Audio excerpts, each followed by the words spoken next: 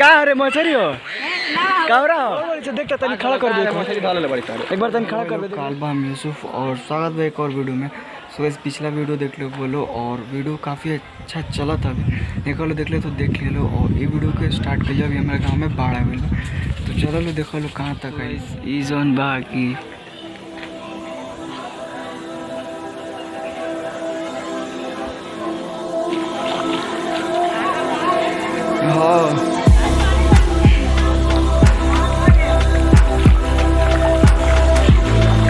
पूरा पानी पानी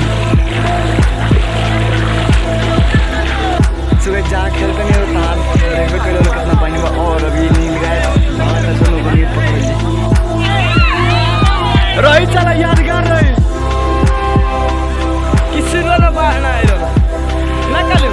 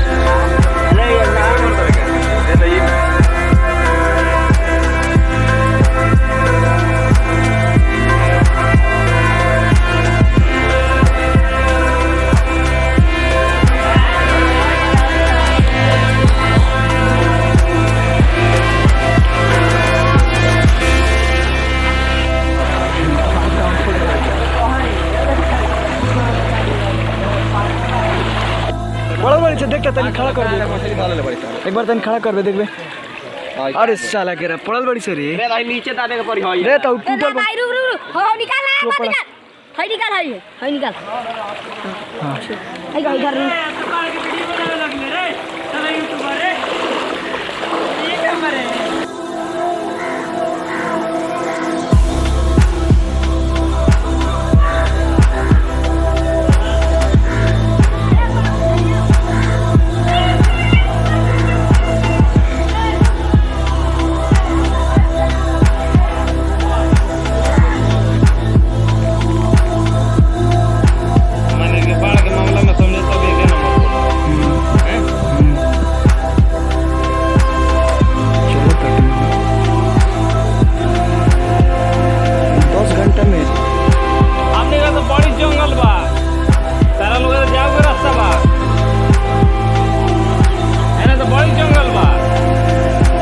काफी तेज भाई सब पानी का पता ना कितना आई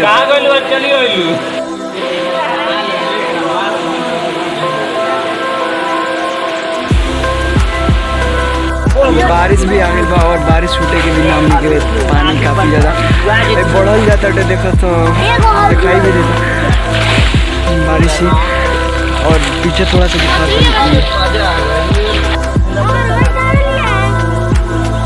बुंदा तालाब भर जाए पानी का रे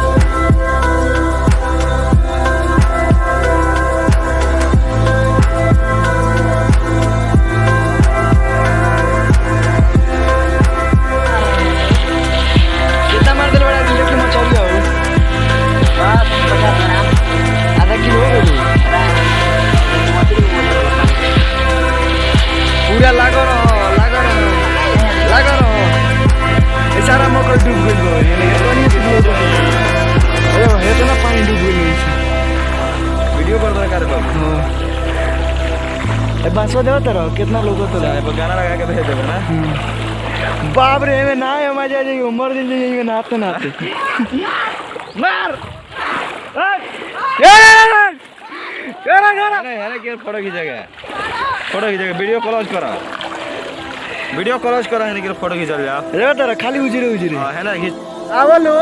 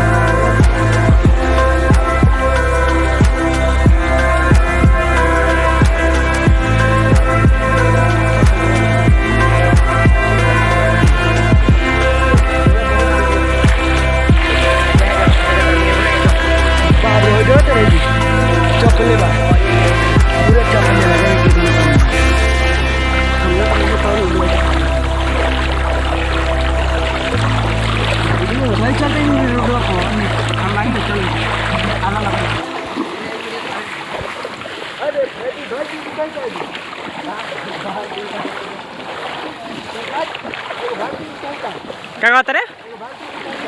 नहीं क्या सुना क्या कहता रे? कहाँ से ना